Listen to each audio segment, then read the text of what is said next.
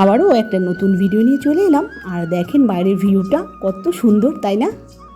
তো চারিদিকটা খুব সুন্দর লাগছে। আর এই উঠে আমার দু ঘরের বিছনা গুছানো হয়ে গেছে, আর দোকানটা দেখেন সব কিছু পরিষ্কার পরিচ্ছন্ন করা হয়ে গেছে। তো দেখতেই পাচ্ছেন হাফেরও বেশি কাজ হয়ে গেছে। যাই হোক, নমস্কার, আমি জবা। কেমন আছেন সবাই? আশা করি সবাই ভালো আছেন, সুস্থ আছেন। আমিও ভালো আছি।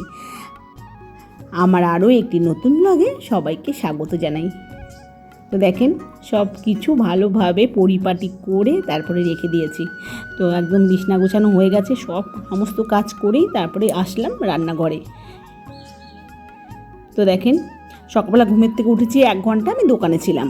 তো তখন তার আগেই আমার বাসি কাপড় চেঞ্জ করা হয়ে গেছে।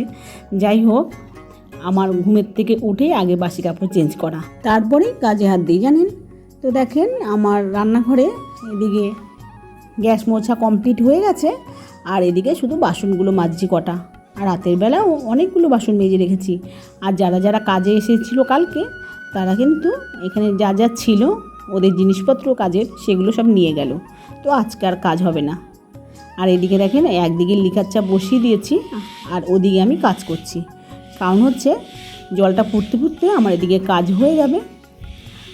তো এবার আমার মেয়েকে চা দিয়ে দেবো, 2 মেয়েকে, আর আমিও চা খেয়ে নেব। আর মেয়ে জমি না এখনও ঘুমের থেকে ওঠেনি, সে এখনও ঘুমিয়ে আছে। এই বাচ্চাদের যে বদ অভ্যাসগুলো হয় না, কি বলবো। যাই হোক, ও তো এখনও অনেক ছোট নয়, তাই জন্য বকে বকে যে করাতে হবে। তাই বলে দিলাম যে ঘুমের থেকে তাড়াতাড়ি উঠে পড়, আমি এদিকে কাজ সারছি, চা বানাচ্ছি।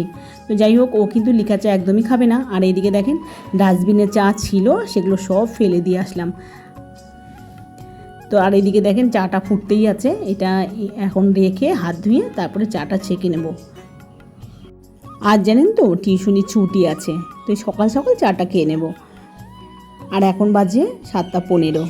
তো এদিকে সমস্ত কাজ আমার রেডি হয়ে যাওয়ার জন্য আমি কিন্তু সকাল সকাল চাটা খেয়ে নেব। আর মনটা না খুব ভালো লাগে একদম কাজ শেষ করে তারপরে কিছু খেতে।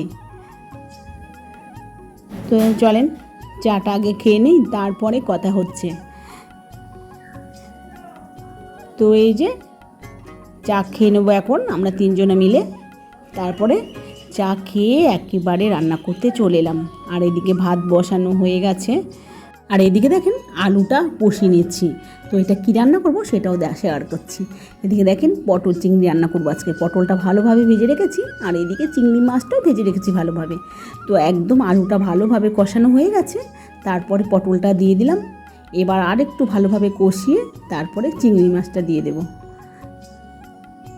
তো একদম দেখেন কমপ্লিট হয়েই গেছে প্রায়। আর এদিকে দেখেন এই মাছটাও রান্না করব।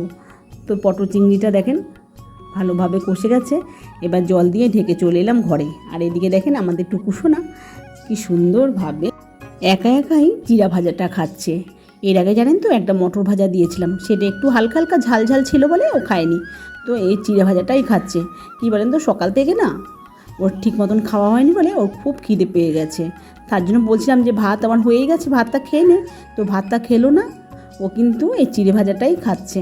আর এদিকে দেখেন আমার মেয়ে কিন্তু বিছানাটা আপনাদের দেখালাম, বিছানাটা সুন্দরভাবে গোছানো আছে, তবুও কিন্তু আমার হাতের কাজটা ওর পছন্দ হয়নি। তারপরে ভালোভাবে আবার সুন্দরভাবে গুছিয়ে দিচ্ছে। তো সারাদিন জানেন তো এটাই করে, আমি যতই গুছাই না কেন তারপরে ওর হাত দিতেই হয়। তো এদিকে দেখেন ভালোভাবে আমার কষে গেছে পটলটা। এরপরে দেখেন হালকা করে জল দিয়ে দিলাম, আর খুব সুন্দর হয়ে গেছে না তার কালারটা।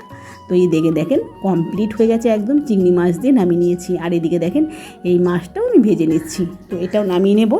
তারপরে রান্না করব বেগুন, আলু আর কাঁচা লঙ্কা আর পেঁয়াজ দিয়ে রান্না করে নেব। তো দেখেন কড়াইটার অবস্থা কি হয়েছে। আর এই কড়াইটা না একদম বাজে। যাই হোক, পাড়ার থেকে কিনেছিলাম তো, ভালো দেয়নি একদম।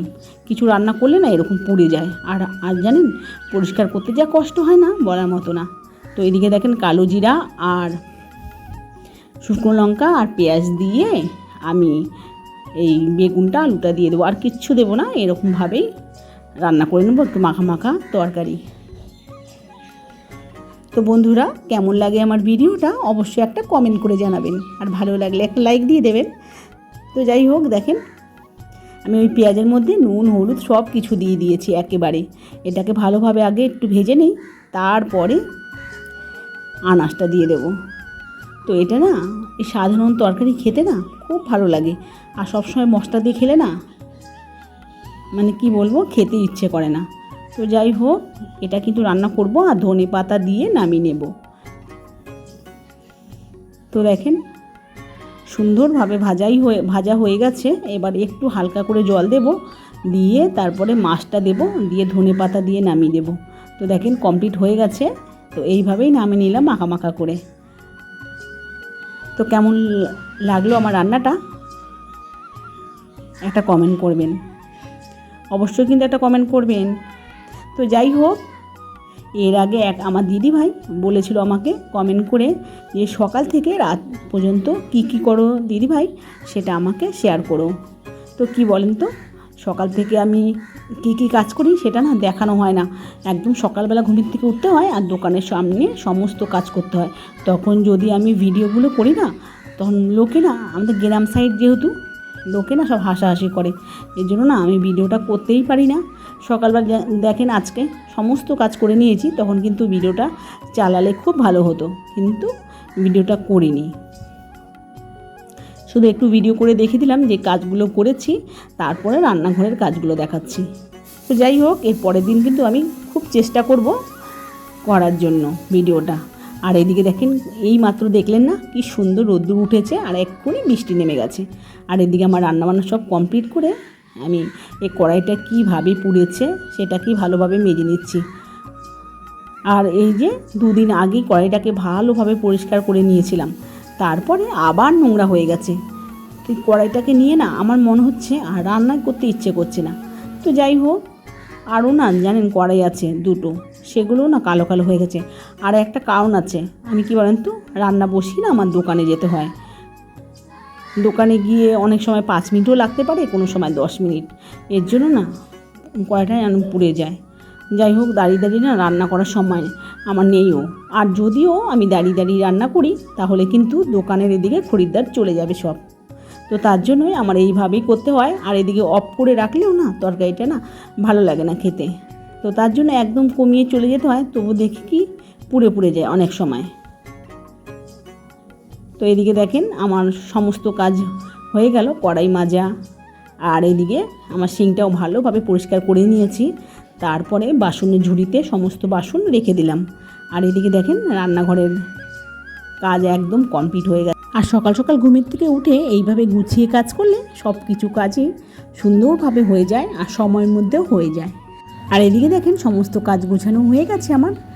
আর এদিকে এখন বাজে 11টা, আর 11টার মধ্যে আমার সমস্ত কাজ হয়ে গেল। আর কি বলেন তো, এক নাগাড়ে সমস্ত কাজ করেছি তো, আর খুব কষ্ট হচ্ছে। যাই হোক, একটু জল খেয়ে নিই, জানেন তো জল পিপাসা লেগে আছে একদম। আর সকাল থেকে জল ছিল না, এখন একটু ভরে দিয়েছে, তো এখন জল খেয়ে নিই। খেয়ে তারপরে বোতলগুলোতে সব জল ভরে রেখে দেবো। তো বন্ধুরা, এখানে ভিডিওটা শেষ করলাম। দেখা হবে পরবর্তী ভিডিওতে। ততক্ষণ ভালো থাকবেন, সুস্থ থাকবেন। টাটা বন্ধুরা।